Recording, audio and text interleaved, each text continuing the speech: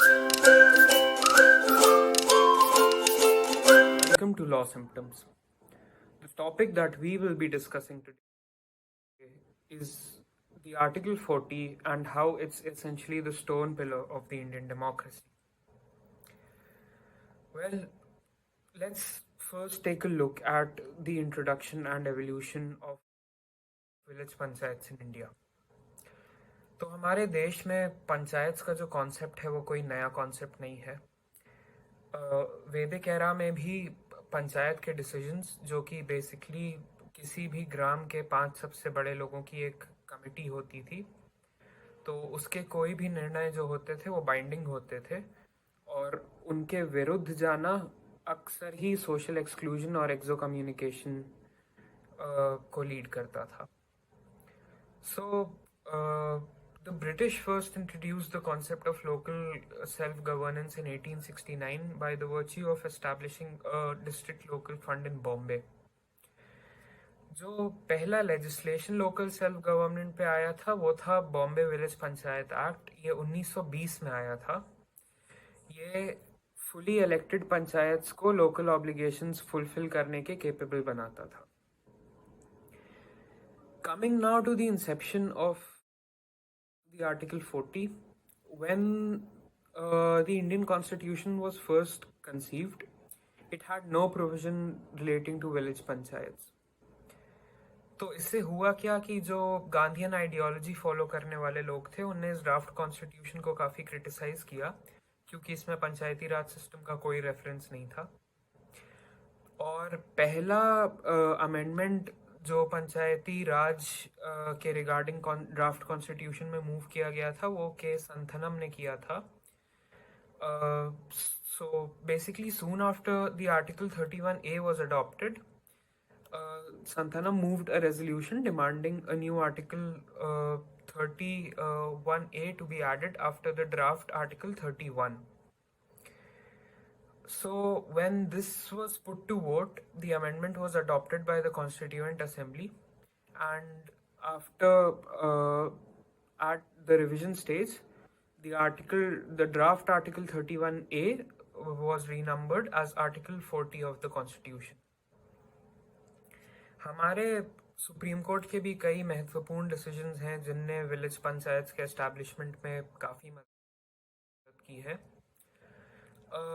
एक केस तो रहा है state of Uttar Pradesh versus Pradhan Sangh Kshetra समिति, जहाँ पे ये स्थापित किया गया था कि the state is free to lend out an appropriate definition of the term village as it desires, because जो विलेज पंचायत सिस्टम है वो आर्टिकल 40 में जिस तरीके से कंसीव किया गया है वो उसको एक डेमोक्रेटिक पिरामिड का बेस बनाता है, तो स्टेट उसको अपनी आवश्यकता अनुसार मॉडिफाई कर सकता है।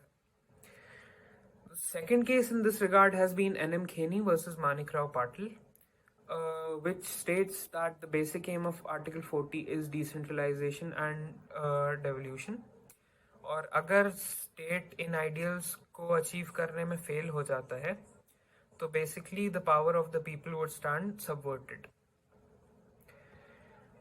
अब बात ऐसी रही है कि विलेज पंचायत की डेवलपमेंट में कुछ महत्वपूर्ण कमिटीज़ ने भी बहुत हेल्प की है, तो हम उनमें से कुछ को डिस्कस करेंगे। पहली कमेटी इस रिगार्ड में रही है, शायद आपने उसका नाम भी सुना हो, बलवंत राय मेहता कमेटी, जिसको 1957 में बनाया गया था और इसके रिकमेंडेशंस को नेशनल डेवलपमेंट काउंसिल ने 1958 में अप्रूव किया। Balwant Rai Mehta committee had basically envisaged the creation of a 3-tiered panchayat system with the gram panchayat at the village level. With the 73rd amendment of the constitution in 1992, इस committee के जो concepts थे उनको हमारे संविधान में भी काफ़ी सपोर्ट मिला।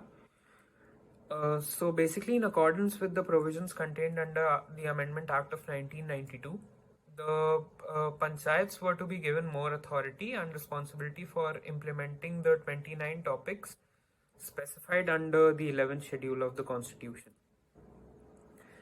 सेकेंड कमेटी इस रिगार्ड में जो रही वो है हमारी अशोक मेहता कमेटी, जिसे 1977 में बनाया गया था। अशोक मेहता कमेटी का बेसिक काम था पंचायती राज सिस्टम के पुअर परफॉर्मेंस को इवैल्यूएट करना और इसके पीछे जो रीजंस थे वो देना। इस कमेटी ने कई सारे रिफॉर्म सजेस्ट किए, जैसे कि वीकर सेक्शंस और वेमेन के लिए सीट्स रिजर्व करना, पंचायत को फाइनेंशियल रिसोर्सेज प्रोवाइड करना, कॉन्स्टिट्यूशनल सैंक्शंस की रिक्वायरमेंट की भी आवश्यकता इसने बताई, और भी कुछ रिक्वायरमेंट्स। अभी फिलहाल की स्थिति ये है कि आर्टिकल 40 में जो टर्म यूज किया गया है वो है कि the states should organise village panchayat. ऐसा इसलिए है कि हमारे भारत में विलेज पंचायत का कॉन्सेप्ट कोई नया नहीं है, ये बहुत पहले से एग्जिस्ट कर रहा है और इसके अकॉर्डिंग बहुत सारे लेजिस्लेशंस समय समय पर आते रहे हैं।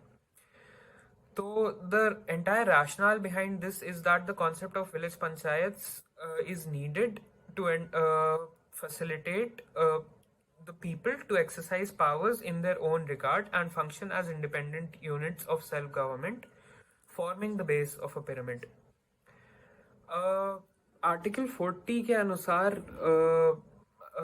हमारा जो स्टेट है उसको विलेज पंचायत को सेटअप करना चाहिए और उनको इतनी अथॉरिटी देनी चाहिए कि वो अथॉरिटेटिवली सेल्फ ऑपरेट कर सकें। And article 40 coupled with the provisions enlisted under part 9 of the constitution provides a strong foundation for self governance in India.